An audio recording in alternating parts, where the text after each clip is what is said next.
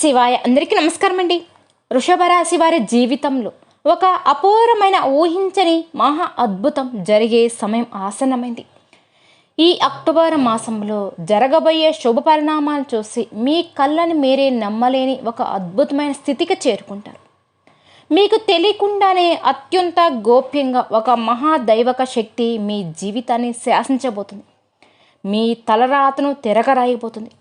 మీరు వింటున్నది అక్షరాల సత్యం. ఇందులో ఎలాంటి అత్యవసర శక్తి లేదు.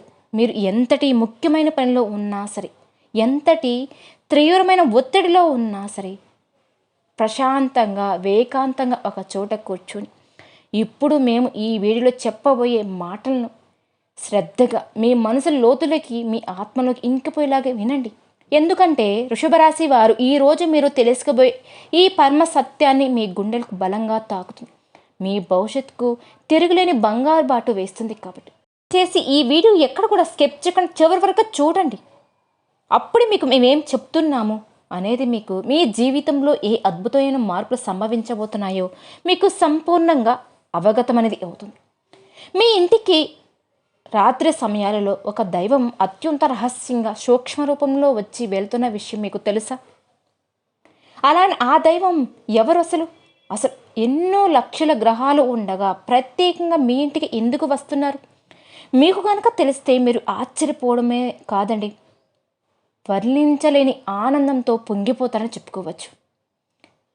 ఇంత చిన్న నిజాన్ని గనక మేము గ్రహించలేకపోయామే అని కూడా, మా జీవితాన్ని మేమే అనవసరమైన సమస్యలు సుడిగుండంలో వేసుకున్నామని కూడా బాధపడతారు, కూడా ప్రత్యాప్తం పడతారు కూడండి. ఆ దివ్యశక్తి ఎప్పటి నుంచో మీ మీద తన కరుణ కటాక్షాన్ని విచక్షణగా ప్రవర్తిస్తూనే ఉంది. కానీ మీరు దాన్ని గ్రహించలేకపోతున్నారు. మీ సమస్యలకు మీరే కారణమవుతూ ఆ దైవాన్ని పట్టించుకోవడం లేదు, స్మరించుకోవడం లేదు. ఎంతో నలిగిపోతూ ఉన్నారని కూడా మీకు స్పష్టంగా అర్థం. ఇక ఆ పరమ సత్యం మీకు తెలిసిన క్షణంలో మీ కళ్ళని మీరే మీ కళ్ళ నుంచి ఆనంద భాషలు ఆగకుండా ప్రవహిస్తాయి. ఇన్నాళ్ళుగా పడిన కష్టానికి, అనుభవించిన ప్రతి ఆవేదనకు సరైన సమాధానం దొరికినట్టుగా మీకు అనిపిస్తుంది. కాబట్టి జీవితంలో సరైన సమాధానం దొరికినట్టుగా మీకే అనిపిస్తుంది. జీవితంలోని కొన్ని అత్యంత కఠినమైన సందర్భాలలో మీరు అనుకునేవారండి, దేవుడు అనేవాడు నిజంగా ఉంటే మాకెందుకు ఇన్ని కష్టాలు వస్తూ ఉన్నాయి? మేము ఎవరికి కూడా ఏమి అన్యాయం చేయలేదే, ఎందుకు మాకు ఇంత పగబట్టాడు? మీరు ఆ భగవంతుని తీవ్రంగా నిందించిన క్షణాలు కూడా ఉన్నాయి. కానీ మీ ఆవేదన, మీరు పలికిన ఆ మాటలు ఎంత పెద్ద పొరపాటో మీకు ఇప్పుడే అవగతమవుతుంది. నిజం గ్రహించిన తర్వాత మీరే మోకాల మీద మరీ వంగి ఆ దైవానికి మనస్ఫూర్తిగా కూడా హృదయపూర్వకంగా కృతజ్ఞతలు చెప్పుకుంటారు. జ్యోతిష శాస్త్రంలో ప్రతి రాశికి ఒక ప్రత్యేక స్థానం ఉంటుంది, ఒక విశిక్షమైన స్వభావం కూడా ఉంటుంది. జ్యోతిష ప్రకారం ద్వాదశి రాశులలో వృషభ రాశి 2వ స్థానంలో ఉంటుంది. ఈ రాశి వారికి సంకేతం ఎత్తు. ఈ రాశి వారికి శుభాలను, భౌతిక సౌకర్యాలను ప్రసాదించే శుక్రుడు అధిపతిగా ఉంటాడు. ఈ కారణంగానే వృషభ రాశి వారు శుక్రుడు యొక్క లక్షణాలను కూడా కలిగి ఉంటారు. వీరికి కళను, సంగీత పట్ల ఎక్కువగా ఆసక్తి ఉంటుందండి. అయితే సాధారణంగా వీరు ఎవరి జోరుకి వెళ్ళరు. అలానే వివాదాలకు చాలా వరకు దూరంగా ఉంటారు. కానీ ఎవరైనా కనుక వీరిని మోసం చేసినా, కించపరిచినా లేదా వారి ఆత్మ అభిమానం దెబ్బతీసినా అస్సలు సహించలేరు. వారి స్పందన చాలా తీవ్రంగా ఉంటుందని చెప్పుకోవచ్చు. అందుకే వీరితో చాలా జాగ్రత్తగా ఉండాలని అంటారు. నీటికి ఉన్న గుణం లోతుగా ఉండడం మరియు భావోద్వేగాలు కలిగి ఉండడం. అందుకే పైకి ఎంత కఠినంగా, గంభీరంగా కనిపించినా వారి లోపల సముద్రం అంతా భావోద్వేగాలు దాగి ఉంటాయి. ప్రేమ, ద్వేషం, ఆనందం, బాధ ఏదైనా సరే మీరు చాలా తీవ్రంగా అనుభవిస్తారు అని కూడా చెప్పుకోవచ్చు. ఈ రాశి వారి యొక్క లక్షణాల్లో మొదటిది ఏంటంటే రహస్య స్వభావం అండి. వారు తమ మనసులో ఉన్న విషయాలను అంత సులభంగా ఎవరితో కూడా పంచుకోరు. వారి జీవితం ఒక తెరిచిన పుస్తకంలా ఉండదు. వారి గురించి పూర్తిగా తెలుసుకోవడం దాదాపు అసాధ్యమే. ఈ కారణాలే వారిని చాలామంది మిస్అండర్స్టాండింగ్ అపార్థాలు చేసుకుంటూ ఉంటారు. వారు తమ భావాలను, బలహీనతను బయట పెడితే ఒకవేళ అవతల మనిషి అలుసుగా తీసుకుంటారేమో, ఎగతాళ చేస్తారేమో అని భయపడిపోతూ ఉంటారు. అందుకే తమ చుట్టూ ఒక అదృశ్యమైన గోడను కట్టుకొని జీవిస్తారు.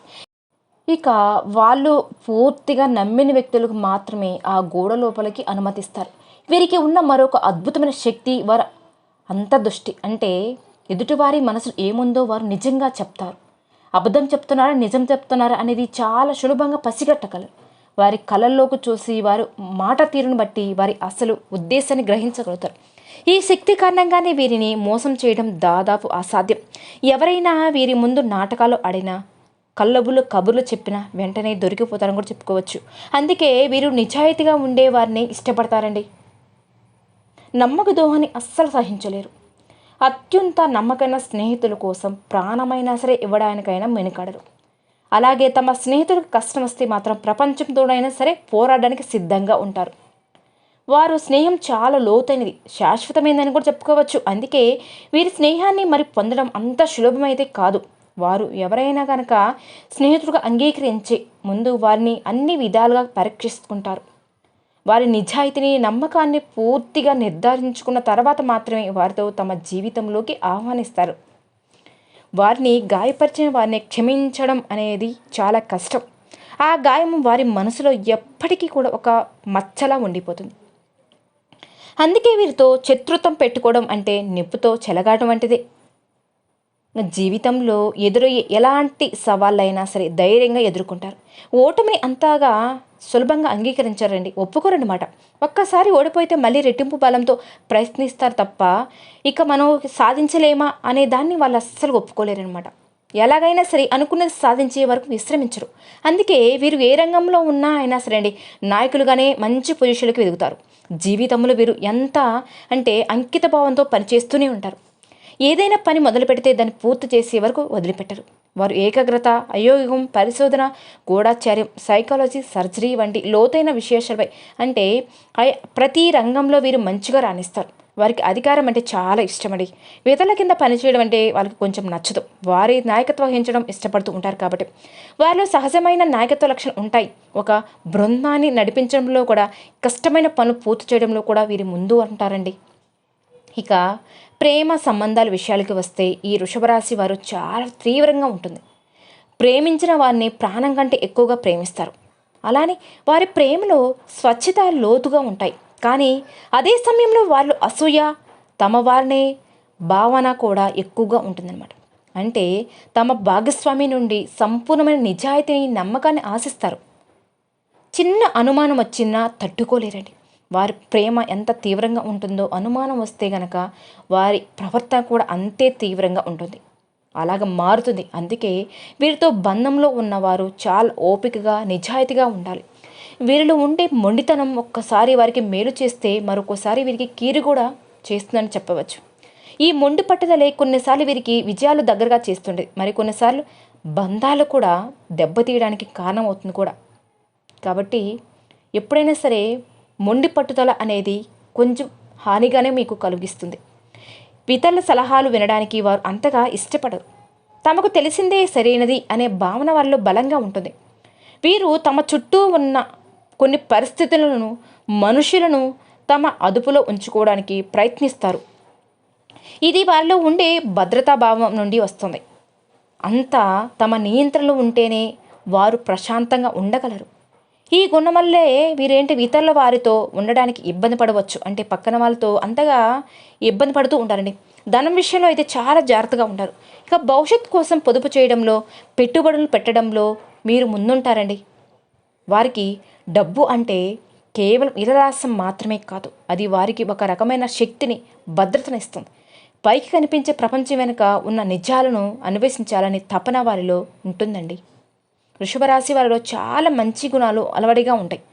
అలాగే వీరు తమ భాగోద్వేగాలను కూడా నియంత్రించడం కోసం నేర్చుకునేటువంటి జీవితంలో అద్భుతాలు సాధించగలుగుతారు. ఈ రాశి వారు తమను తాము ప్రేమించుకోవడంలో చాలా ముఖ్యం. ఇతరులను నమ్మడానికి ముందు తమను తాము నమ్మాలి. అప్పుడే జీవితం మరింత ఆనందంగా ఉంటుంది. కాబట్టి ఎప్పుడైనా సరే మిమ్మల్ని మీరు నమ్ముకోవడం, మీ మీద నమ్మకం ఉంచి మీరంటే ఏంటో ముందు మీరు గ్రహించండి. పైకి ప్రశాంతంగా కనిపించిన లోపల ఎన్నో అనంతమైన లోతులు ఉంటాయండి మీ ఆలోచనలు. వారి కఠినమైన పై పొర కింద ఒక సున్నితమైన ప్రేమించే హృదయం ఉంటుంది. వారి నమ్మకాన్ని గెలుచుకున్న వారికి జీవితం ఒక కవచంలా అండగా నిలుస్తారు. వారి విశ్వాసానికి మించిన సంపద మరొకటి ఉండదు. ఈ రాశి వారికి కేవలం వారికి పైకి కనిపించే ప్రవర్తన బట్టి అంచనా వేయకూడదు. ఎవరైనా సరే వారి లోపలికి తొంగి చూసి ప్రయత్నం చేస్తే వారికి ఒక అద్భుతమైన వ్యక్తిత్వం మనకి పరిచయం అవుతుంది. నా కష్టాన్ని, నా బాధను అర్థం చేసుకునేవారు కూడా ఈ భూప్రపంచంలో ఎవరు లేరు, ఈ ప్రపంచంలో ఎక్కడ లేరు అని తీవ్రంగా మదనపడతారు. ఆ సమయంలో ఏంటంటే మీకు దైవం మీద కూడా నమ్మకం సన్నగిలిందండి. నాకే ఎందుకు తీరిన కష్టాలు, నేను ఎవరికి కూడా తెలిసి తెలియని పాపం కూడా చేయలేదు, నేను ఎవరికి అన్యాయం కూడా చేయలేదే, ఎప్పుడైనా సరే ఎదుటి వారికి మంచి కోరుకునే వ్యక్తులే అని ఆ భగవంతుడు నిందించిన సందర్భాలు కూడా మీ జీవితంలో చాలానే ఉన్నాయి. కానీ మీకు తెలియకుండానే ప్రతి కదలికను, ఆలోచనను, కష్టాన్ని గమనిస్తూ మిమ్మల్ని ప్రతి ఆపద నుంచి ఒక అభ్యుతకరమైన వజ్రం కవచంలా కాపాడుతూ ఒక మహాదైవం మీ ఇంట్లోనే మీ చుట్టూనే తిరుగుతుందండి. ఆ దైవం ఎవరో కాదండి, సాక్షాత్తు ఆ కైలాసు వాసుడైన మహాశివుడు. అవును, మీరు విన్నది నిజం. శని భగవానుడికి అధిపతి అయిన ఆ పరమేశ్వరుడే మీ మీద తన సంపూర్ణ కరుణ కటాక్షాలను చూపిస్తున్నాడు. మీ కష్టాలను, మీరు చూపిస్తున్న అపారమైన సహనానికి, మీరు దాగి ఉన్న మానవత్వానికి, నిజాయితీకి, మీరు కష్టకాలంలో కూడా వీడని మీ ధర్మాన్ని ఆ త్రినేత్రుడు మనసారా మెచ్చుకున్నాడు. అందుకే తన యొక్క దివ్యమైన శక్తిని ఒక అభ్యుతకరమైన రక్షణ కవచంలాగా మీకు అందిస్తున్నాడు. ఆయన స్వయంగా ఒక సూక్ష్మ రూపంలో, ఒక శక్తి రూపంలో మీ ఇంటికి వస్తూ ఉన్నాడు. మిమ్మల్ని ఆశీర్వదించి వెళ్తున్నాడు. ఆ మహాదేవుడు మీ ఇంట్లో అడుగుపెట్టిన నాటి నుంచి కూడా మీ జీవితంలో ఎన్నో పెను ప్రమాదాలు కూడా, ప్రాణాంతకమైన గండాలు కూడా, అలానే తీవ్రమైన అనారోగ్య సమస్యలను త్రుటిలో తప్పిపోతున్నాయి. ఒక్కసారి మీరే ప్రశాంతంగా మీ గతాన్ని వెనక్కి చూసుకోండి. మీరు ఎదుర్కోబోతున్న ఎన్నో సమస్యలు, భయంకరమైన సమస్యల నుంచి, ఆర్థిక నష్టాల నుంచి, ఘోరమైన అవమానాల నుంచి ఆయన మిమ్మల్ని చాలా వరకు చాకచక్యంగా బయటపడి వేసేస్తున్నాడు. లేదంటే మీరు ఈరోజు ఈ స్థాయిలో ఇంత ధైర్యంగా, ఇంత నిబ్బరంగా ఉండేవారు కాదేమో. ఈ మధ్యకాలంలో చెప్పాలి అంటే మీకు కాస్త కూస్తో ప్రశాంతమైన వాతావరణం మీకు లభిస్తుంది. ఎన్నో సంవత్సరాలుగా ఆగిపోయిన పనిలో నెమ్మదిగా పురోగతి, కదలికలు కొరకు కనిపిస్తున్నాయి. అంటే దానికి ఏకైక కారణం ఆ పరమేశ్వరుడి యొక్క కృప కటాక్షాలే. కాబట్టి ఇప్పుడు మీరు ఆ దైవాన్ని గుర్తించి ఆయనకు మీరు మనస్ఫూర్తిగా కృతజ్ఞతలు తెలుపుకోవాల్సిన సమయం ఆసనమైంది. ఎందుకంటే దైవం ఇప్పుడు తన నిజ రూపంలో మన ముందుకు రాదు, మనతో నేరుగా మాట్లాడదు. నాలాంటి వారి మాటల రూపంలోనైనా సరే, ఏదో ఒక శుభ సంకేత రూపంలో కానీ, ఒక పక్షి అరుపు రూపంలో కానీ, ఒక మంచి ఆలోచన రూపంలో కానీ తన ఉనికిని మనకి తెలియజేస్తుందండి. కానీ మీ జీవితంలో అండి పాతుకుపోయి ఉన్న కష్టాలు, దారిద్ర్యం, అనారోగ్యం, అపజయాలు వంటి సమస్యలు శాశ్వతంగా తొలగిపోవాలంటే గనక మీరు ఆ పరమశివుని నమ్మకంతో, సంపూర్ణ విశ్వాసంతో ఆరాధించడం తక్షణమే ప్రారంభించండి. ఈ రాశి వారికి అనేక కష్టాలు, పరీక్షలు పెట్టే ఆ శని భగవాన్ని శాంతింపచేయగల, ఆయనే శాసించగల ఏకైక శక్తి ఆ పరమశివుడికి మాత్రమే ఉంటుంది. అంతేకాకుండా వృషభరాశి వారు ఏంటంటే సహజంగానే లోపల గొప్ప శివభక్తులే ఉంటారు. లేదా వారి మనస్తత్వం, వారికి ఆలోచన, వారి తీవ్రమైన స్వభావం శివుడి తత్వానికి చాలా దగ్గరగా ఉంటుంది. అందుకే ఆ పరమశివుడు మిమ్మల్ని తన సొంత బిడ్డలాగా భావించి ప్రత్యేకంగా మిమ్మల్ని గమనిస్తూ ఉన్నాడండి. ఎప్పుడైనా సరే, ఏ వ్యక్తి అయినా సరే, ధర్మ మార్గంలో నడిచే వ్యక్తికి స్వయంగా ఆ దేవుడే తోడుంటాడు. రాత్రి సమయాలలో ఇల్లంతా ప్రశాంతంగా ఉన్నప్పుడు, నిశ్శబ్దంగా ఉన్నప్పుడు, తెల్లవారుజామున బ్రహ్మముహూర్తంలో మీ ఇంట్లో ఏదో తెలియని ఒక సానుకూల శక్తి, ఒక దైవిక పరిమళం ఉన్నట్టుగా మీకు అనిపిస్తుందండి. గమనించండి. కొన్నిసార్లు ఏంటంటే ఎక్కడి నుంచో సుగీతభరితమైన ఈ ఊది వాసన రావడం, అంటే మన ఇంట్లో పూజ చేయకపోయినా సరే ఒక మంచి పాజిటివ్ వాతావరణం రావడం, గుడిలో వినిపించే విధంగా గంటల శబ్దం చాలా మెల్లగా వినిపించడం, కర్పూర వాసన రావడం, ఇవన్నీ జరిగి ఉండవచ్చు. ఇవి ఏమి మీ భ్రమ అయితే కాదండి. అవి మీ ఊహలు అంతకన్నా కాదు. సాక్షాత్తు ఆ శివయ్యే మీ ఇంట్లో మీ చుట్టూ తిరుగుతూ ఉన్నాడు అనడానికి అవి స్పష్టమైన తిరిగిలేని సంకేతాలు. ఆ దైవం ఏంటంటే మీ నుంచి పెద్ద పెద్ద పూజలను ఖర్చులు పెట్టే, అంటే యోగాలు, హోమాలు ఏమి కోరుకోవడం లేదు. ఏంటంటే కేవలం అండి మీ భక్తిని, మీ స్వచ్ఛమైన నమ్మకాన్ని, మీ నిర్మలమైన మనసును మాత్రమే కోరుకుంటున్నాడు. మీరు చేయవలసిందల్లా ఏంటంటే ప్రతిరోజు కూడా, ప్రతి నిత్యం ఉదయాన్నే స్నానం చేసి మీ పూజా మందిలో ఉన్న ఆ శివదేవుడి యొక్క పటానికి, శివపార్వతుల యొక్క పటానికి నమస్కరించుకొని ఓం నమ శివాయ అనే కనీసం 108 సార్లు జపించడం ఇలా చేయడం వల్ల ఏంటంటే మీ మనసులో అనవసరమైన భయాలు, దీర్ఘకాలిక ఆందోళనలు, ప్రతికూల ఆలోచనలు అన్నీ తొలగిపోతాయి. మీకేంటంటే ఒక తెలియని ధైర్యం, అద్భుతమైన ఆత్మవిశ్వాసం మీలో కలుగుతాయి. అమావాస్య రోజు కానీ, పౌర్ణమి రోజుల్లో లేదా సోమవారం రోజు కానీ, శనివారం రోజు కానీ ఎప్పుడైనా సరే శివాలయానికి వెళ్ళండి. ఒక రాగి చెంబుతో స్వచ్ఛమైన నీరు తీసుకుని ఆ గంగాధరుడికి మీ చేతులతోనే స్వయంగా జలాభిషేకం చేయండి. అంతేకాకుండా మనకి త్వరలోనే కార్తీక మాసం రాబోతుంది. ఇక స్వయంగా మీ చేతులతోనే ఆ స్వామివారికి సేవ చేసుకునే అదృష్టం మీకు దక్కింది అనుకొని ఒక మామిడి దళాన్ని భక్తితో సమర్పించి నువ్వుల నూనెతో దీపం వెలిగించి మీ కష్టాలను, మీ బాధలను, మీ కోరికలను ఆ స్వామివారి పాదాల వద్ద చెప్పుకోండి. ఖచ్చితంగా ఆయన మీ మొర ఆలకిస్తాడు. మీరు పడుతున్న ప్రతి కష్టాన్ని ఆయనే తొలగించేస్తాడు. మీ జాతకంలో ఉన్నటువంటి గ్రహదోషాలు, చేసిన పాపాలు అన్నిటిని హరించి ఇక మీకు సుఖశాంతులను, అష్ట ఐశ్వర్యాలను, ఆరోగ్యాన్ని ప్రసాదిస్తాడు.